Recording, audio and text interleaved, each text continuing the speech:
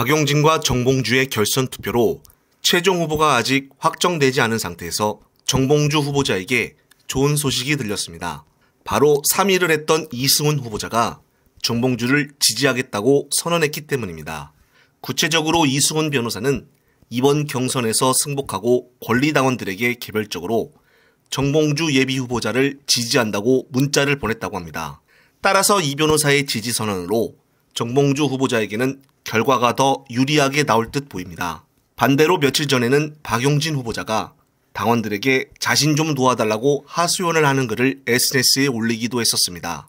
지난 수많은 시간 동안 민주당 당원들과 싸우면서 시간을 보냈던 박용진이가 이제 와서 당원들에게 도와달라고 하니 참 우스워 보였습니다.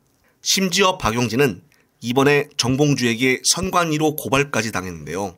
정봉주 후보자는 박용진 의원이 7일 YTN에서 본인이 경선 투표에서 과반을 넘었다고 말한 것이 명백한 허위사실이라고 밝혔습니다. 추가로 그는 민주당 경선 규정에 의하면 결선 투표를 한 후보에게 1차 결과를 절대 알려주지 않게 되어 있고 박 의원이 유권자에게 허위사실을 공표하여 본인에게 유리한 환경을 만들려는 악의적 목적으로 위법 행위를 했다고 주장했습니다. 역시 갈수록 시간이 지남에 따라 판세가 불리해 보이는 것은 박용진이고 정 후보자는 좀 더 유리해 보이는데요.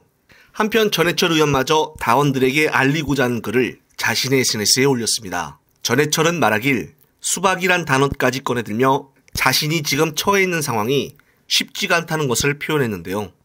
정치를 오래 한 사람치고는 글 쓴 내용을 보니 스스로가 좌표 찍는 듯한 표현을 써서 이 사람 수준이 이거밖에 안 되나 하는 생각이 들었습니다. 그만큼 지금 본인이 위기라서 불안에 떨고 있다는 것인데요.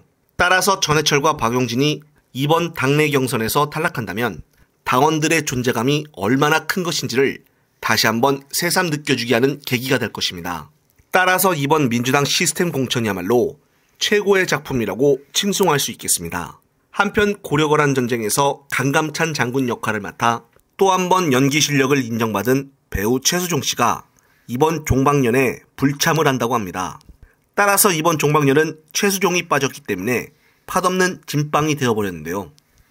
그런데 중요한 것은 통상 종방년 날짜를 정할 때는 배우들의 촬영 스케줄을 고려하여 모두가 조율을 한다고 합니다. 그런데 최수종은 사전에 해당 날짜에 스케줄이 잡혀 있다고 알렸으나 KBS 측에서는 이를 고려하지 않고 날짜를 확정해 통보를 했다는 것입니다.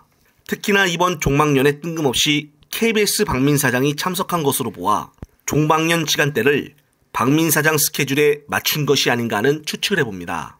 이것으로만 봐도 정말 윤석열 정부 들어 KBS가 완전히 망가질 대로 망가졌구나라고 생각하는 사람들이 한두 명이 아닙니다.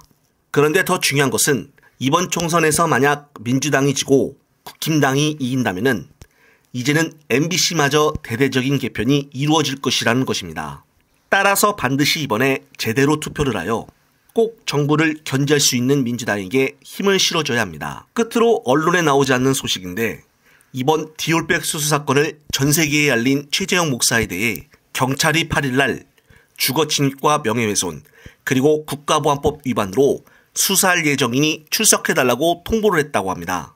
아직 최 목사 동영상이 더 알려지지 않는 상황에서 이때쯤 공권력을 투입하여 입틀막을 하려고 하는 것이 아닌가 싶습니다.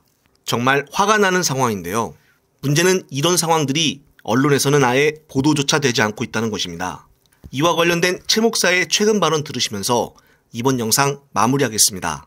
디올백 사건 특검이 벌어진다면 제가 준 디올백 사건뿐만 아니라 그 무렵에 있었던 선물과 뇌물이 주어진 사건, 한남동 공간으로 관저로 이사 가서도 받았던 선물까지 취급이 돼야 되고 더 중요한 것은 아직 공소시효는 안 지난 걸로 알고 있습니다.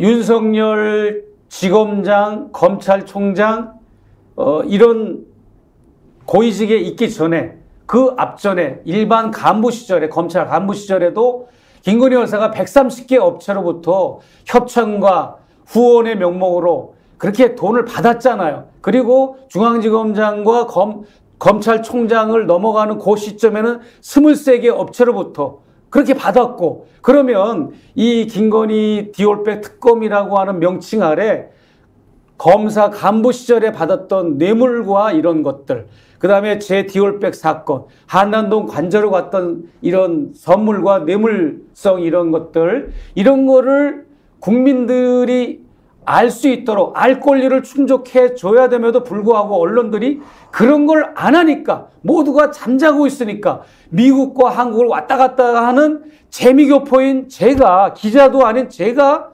그 제 눈에도 그게 보이니까 제가 이렇게 언더커버 형식으로 위험을 무릅쓰고 공익 제보를 했는데, 이것을 그냥 피해자 코스프레로 계속 밀고 나가면서 저를 그냥, 그래도 해명이 안 되니까 저를 종북이다, 또 뭐 빨갱이다, 간첩이다, 또 가짜 목사다, 사입이다, 이단이다, 이런 명목으로 자꾸 이제 물타기를 하는 걸 볼 때, 지금 저는 김건희, 윤석열의 문제가 아니라 이 시대를 살고 있는 모든 지성인들의 문제고, 김건희, 윤석열 두 부부의 문제가 아니라 언론의 문제라고 저는 생각을 합니다. 네.